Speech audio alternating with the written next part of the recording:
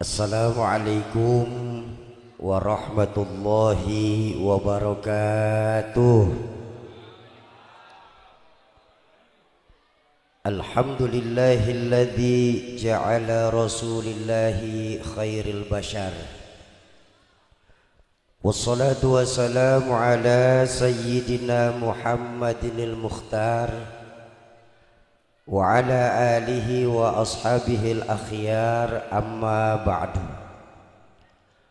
Qala Allah ta'ala fil Qur'anil Karim wa huwa asdaqul qailin. A'udzu billahi minasy syaithanir rajim. Bismillahirrahmanirrahim.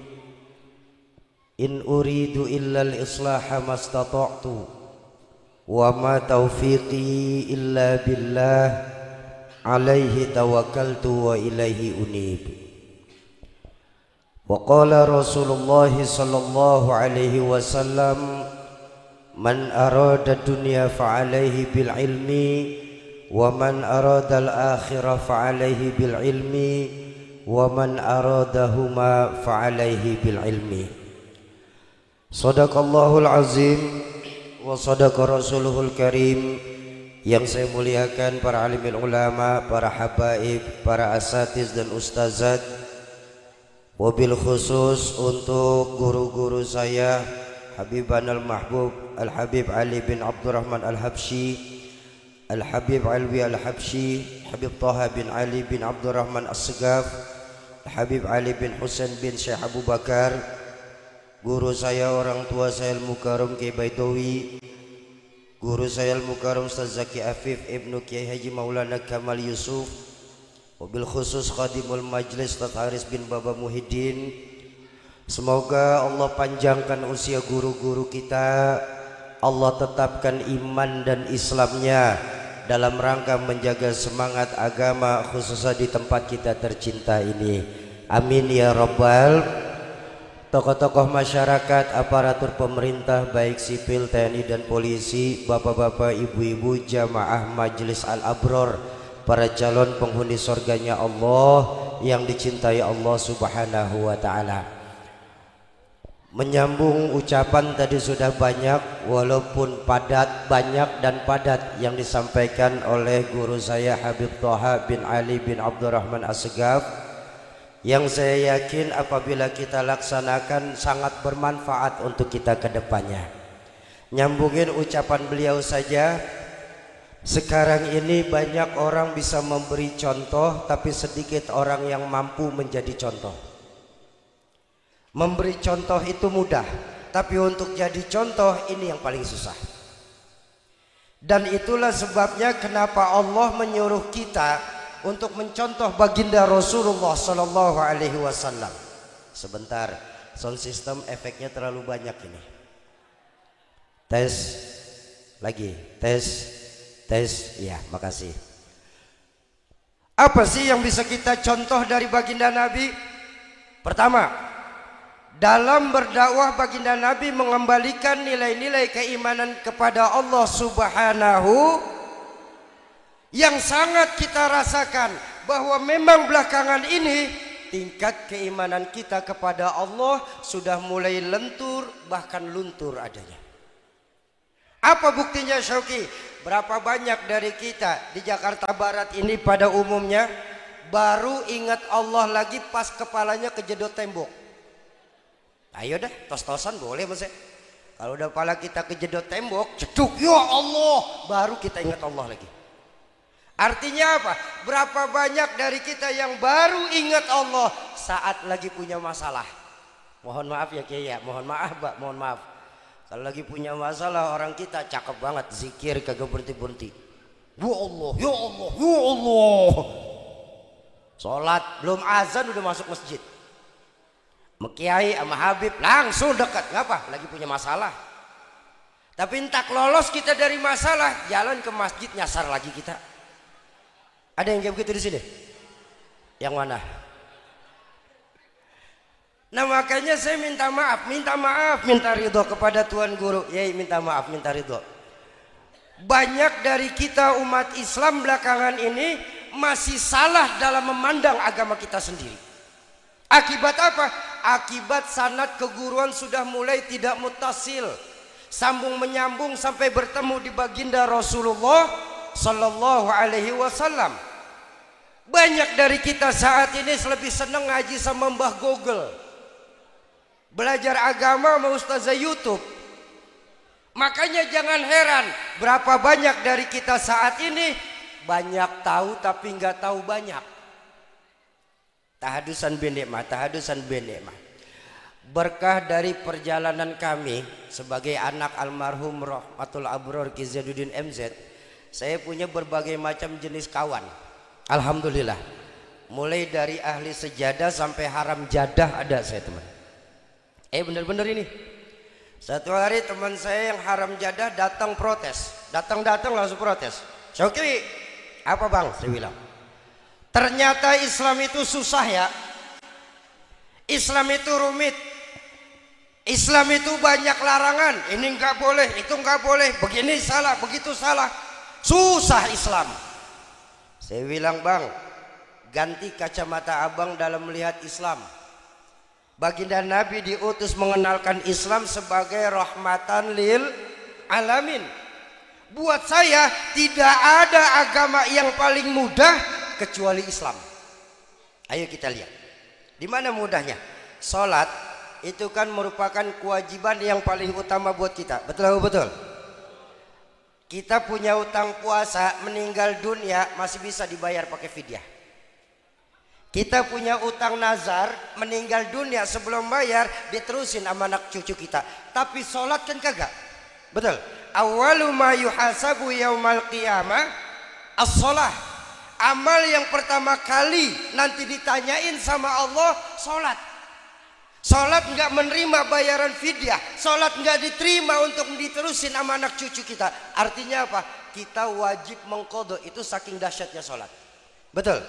Tapi lihat, ketika kita sedang melakukan safar, perjalanan, boleh dikasih keringanan sama Allah dengan melakukan jamak. Bahkan jamaknya tidak tanggung-tanggung, boleh mengurangi bilangan rokaat. Jadi susahnya di mana tuh bang? Betul betul. Sebaik-baiknya sholat dalam fikih memang sempurna berdiri. Tapi saat nggak bisa berdiri, boleh duduk. Lalu susahnya di mana? Duduk kagak bisa, boleh berbaring. Berbaring susah, boleh dengan isyarah. Isyarah nggak mampu, boleh dengan niat. Niat masih nggak mau, disolatin. Ya mau ngapain lagi, niat aja kagak bisa. Jadi saya bilang, susahnya di mana Islam? Enggak Syauki. Dalam Islam itu kan banyak larangan. Ini kagak boleh, begitu salah. Saya bilang abang yang salah mandang. Buat saya di Islam itu nggak ada larangan bang. Kalaupun boleh masuk larangan, larangan dalam Islam cuma satu. Apa? Yang dilarang sama Allah, selesai udah. Betul betul. Ayo dah. Perbedaannya di mana? Banyak dari kita mandang ini larangan, begitu larangan, begini nggak boleh, begitu nggak boleh. Jadinya banyak. Coba kalau dijamak menjadi satu, yang dilarang sama Allah, selesai urusan. Ya itulah Syauki, katanya nggak mau kalah teman saya. Larangannya Allah itu banyak. Coba sebutin bang. Gede, apa? Dalam Islam kita nggak boleh minum khamar. Memang iya? Iya. Sampai Nabi sendiri mengingatkan al-khamru ummul khaba'is. Khamar itu biangnya kejahatan. Oh, abang salah memaknai hadis ini. Abang seneng minum khamar, minum bir, tuak, brandy, McDonald, Tommy, red wine, Amer. Seneng. Saban malam saya nyekok. Boleh bang, abang seneng, silahkan minum sebanyak-banyaknya khamar itu. Tapi nanti di dalam surga. Di dalam surga, bukan di kembangan. Kan pertanyaannya sepele dan mudah. Mampukah kita bertahan di kehidupan yang sementara ini demi kehidupan kita yang lebih hakiki? Lawang dalam Al-Quran jelas kok. Nanti sungai yang mengalir di dalam surga terdiri dari dua, susu dan arak. Yang nggak boleh mah di kampung kita, di sorga mah bebas. Betul apa betul? Sampai-sampai saking hebatnya nih ulama-ulama kita, pertanyaannya wa mal ladzatu illa ba'da ta'ab. Tidak ada yang namanya kenikmatan tanpa bersusah payah terlebih dahulu. Berapa lama sih bang kita tinggal di dunia ini? Guru saya, Guru Haris ngajarin apa? Usia umat Nabi mengikuti nabinya. Betul apa betul? Nabi Adam 2000 tahun lebih. Syauki, salah sejarah kamu. Nabi Adam 850 tahun. 850 tahun Nabi Adam umur dunia. Jangan sampai lupa, Nabi Adam pernah tinggal 2 hari di sisi Allah. 1 hari di sisi Allah 1000 tahun lamanya. Artinya Nabi Adam itu usianya lebih dari 2000 tahun. Anak Nabi Adam yang meneruskan risalah Nabi Adam, Nabiullah Sis alaihi salam, saat wafat usia 1875 tahun. Jadi jangan sampai kita putus nih bang. Itu cuma umur dunia 850 tahun. Di dalam surga 2 hari. Pertama diciptain sampai para malaikat sujud. Yang kedua dikasih Siti Hawa. Tuh. Ada yang di dunia ini 940 tahun. Siapa? Nabi Nuh. Usia umat Nabi Nuh rata-rata 900 tahun. Anak Nabiullah Nuh alaihi salam yang bernama Kan'an, yang ditenggelamkan Allah bersama kaum kafir saat itu, saat ditenggelamkan usianya baru 175 tahun. Tuh, 175 tahun masih bocah bang.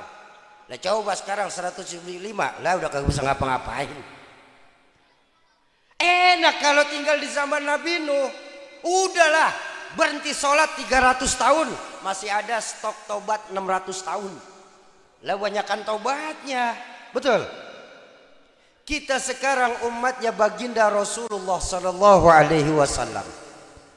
Berapa usia beliau ketika meninggal? 63, itu standar kita sekarang. Pertanyaan terbesar yang harus kita pikirkan, mampukah kita menahan di kehidupan sementara ini? Makanya baginda Nabi mengajarkan apa? Ad-dunya sijnun lil mu'minin wa jannatun lil kafirin. Surga itu penjaranya buat kita umat Islam, untuk orang yang beriman. Tapi surganya buat orang kafir. Namanya tinggal di dalam penjara. Jangan bicara dalam penjara pak, bu. Kita tinggal di RT aja ada aturan-aturan yang wajib kita taati kok. Betul betul. Ayo deh. Tamu 2 kali 24 jam wajib lapor. Itu aturan tuh. Apalagi kira-kira kita tinggal di dunia ini. Oh begitu ya Syauki. Iya. Tapi kan Syauki apa bang? Dalam Islam gak boleh main perempuan. Saya seneng open BO. Nah yang ketawa paling kenceng langganan tuh. Bang, saya bilang Islam itu agama yang fitrah. Islam itu sangat mengerti kebutuhan dasar manusia. Laki-laki senang sama perempuan, perempuan senang sama laki-laki. Saya tanya, nih abang-abang saya nih, senang nggak sama perempuan? Senang apa enggak?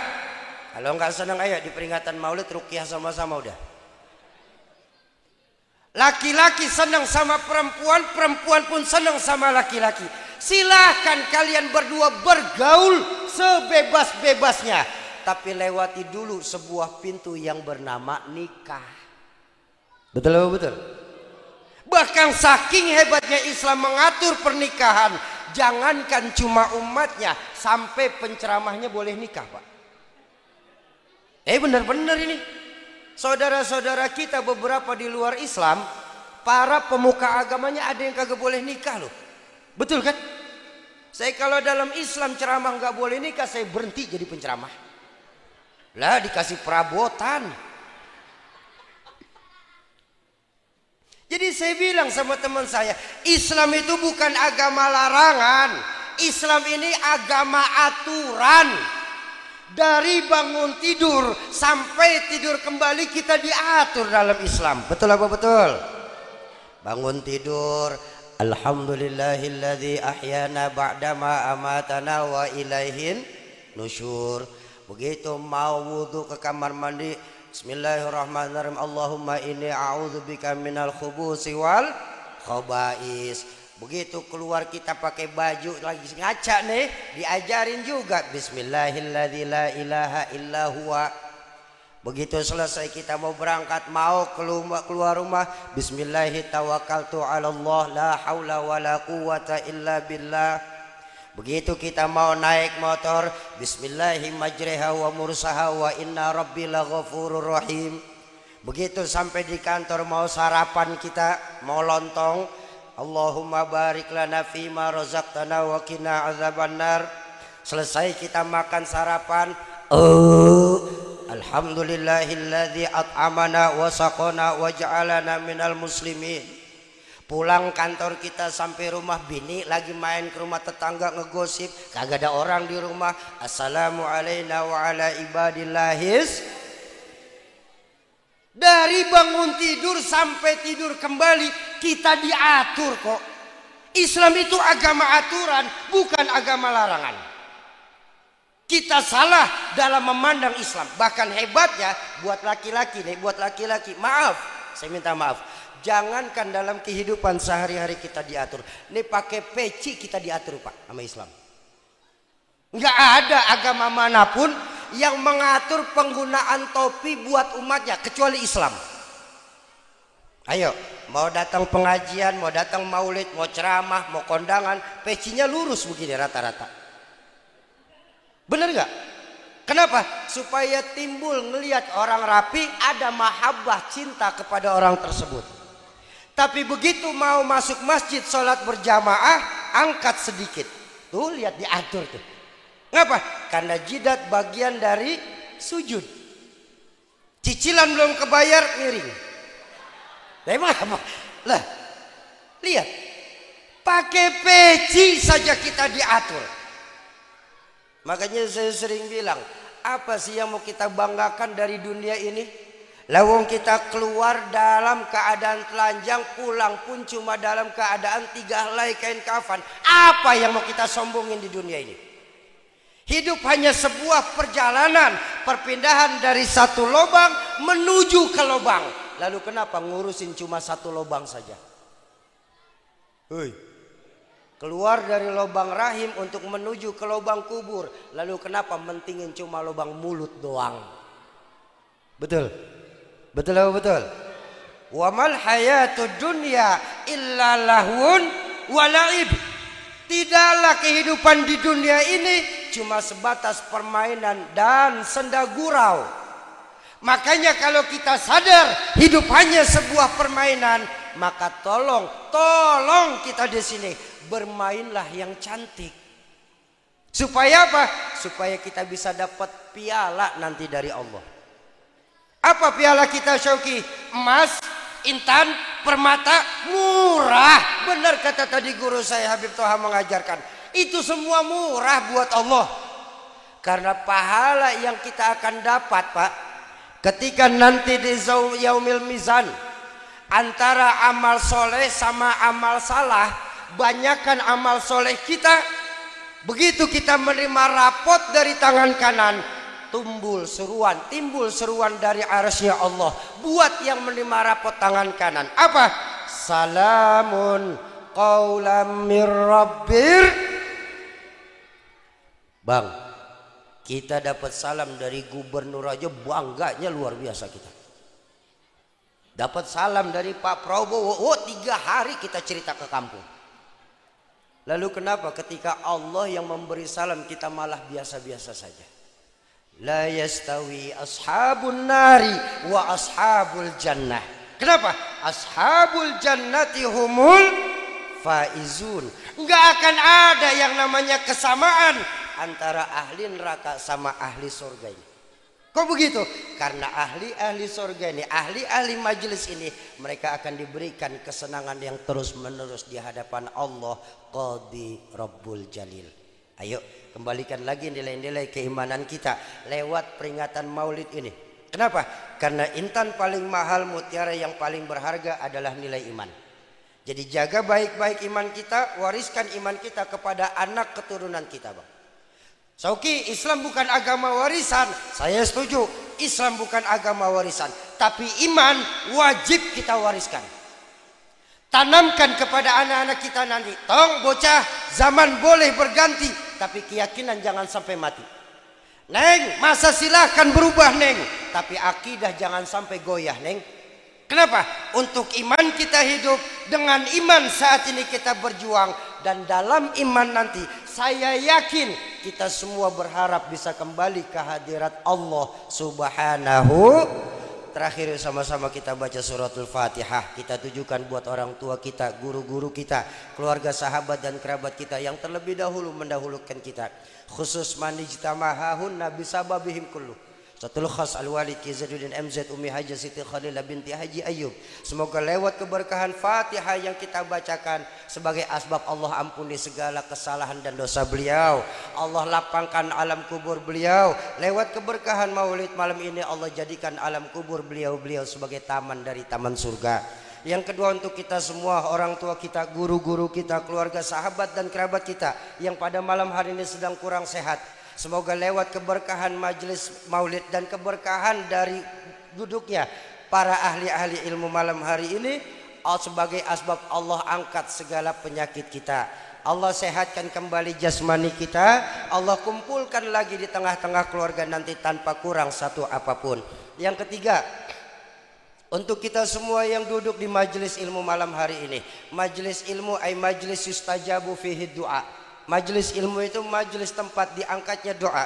Mudah-mudahan lewat keberkahan kita duduk di majelis ilmu malam hari ini, keberkahan kita duduk bersama zuriat dan para pewaris-pewaris Nabi malam hari ini, keberkahan kita hadir di peringatan Maulid ini, dan keberkahan dari yang membawa berkah itu sendiri, baginda Rasulullah sallallahu alaihi wasallam.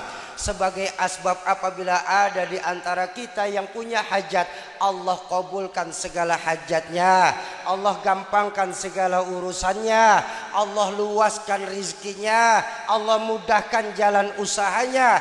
Lewat keberkahan majelis ilmu, Allah jadikan anak keturunan kita anak keturunan soleh dan soleha. Dan lewat keberkahan dari maulid, Allah jadikan rumah tangga kita yang hadir sebagai rumah tangga yang sakinah, mawaddah, warahmah. Ala hadhihi niyah wa ala likulli niyatin salihah wa ila hadratin nabil mustafa. Al-Fatihah. A'udzu billahi minasyaitonir rajim. Bismillahirrahmanirrahim. Alhamdulillahi rabbil alamin. Arrahmanir rahim. Maliki yaumiddin. Iyyaka na'budu wa iyyaka nasta'in. Ihdinas siratal mustaqim. Siratal ladzina an'amta 'alaihim ghairil maghdubi 'alaihim waladdallin. Amin. Terima kasih, mohon maaf. Usikum wa nafsi bi taqwallah. Assalamualaikum warahmatullahi wabarakatuh.